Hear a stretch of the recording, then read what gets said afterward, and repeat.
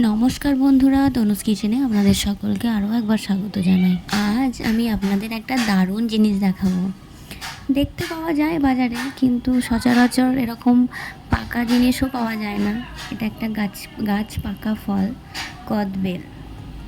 এই বেলটা গাছ থেকে নিয়ে এসছে পেড়ে আমার এক বোনপো। তো নিয়ে এসে আমাকে বলল, মাসি চলো এটাকে মাখি। ভীষণ সুন্দর গন্ধে একদম চারিদিক মম করছে। গাছ পাকা ফল মানে যে কোনো ফল, শুধু কদবেল বলে না, সমস্ত ফলই খুব সুন্দর গন্ধ আসে। তো আমি বললাম চল তাহলে ভালো করে মাখি। তাই প্রথমে কদবেলের মধ্যে দিয়ে দিলাম কিছুটা পরিমাণ বিট লবণ, আর তারপর দিলাম কটা কাঁচা লঙ্কা। যখন আমরা ছোট ছিলাম তখন একটা আমাদের পাড়াতে একটা গাছ ছিল, তো তাকে আর পাকতে দিতাম না, পাকা আগেই আমরা গিয়ে সব শেষ করে দিতাম। আর আমার সাথী ছিল আমার দিদি।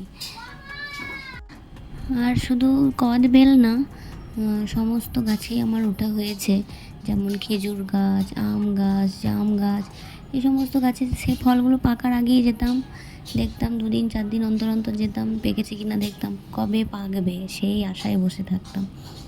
তো চলুন, আমি এদিকে কাঁচা লঙ্কাও দিয়েছি আর সামান্য পরিমাণ একটু সর্ষের তেল গন্ধটার জন্য। আমি ওকে বললাম একটু চিনি দে, তো বলছে এত মিষ্টি তোমার চিনি আর লাগবে না। দেখো সত্যিই তাই, চিনির আর কোনো দরকারই পড়েনি।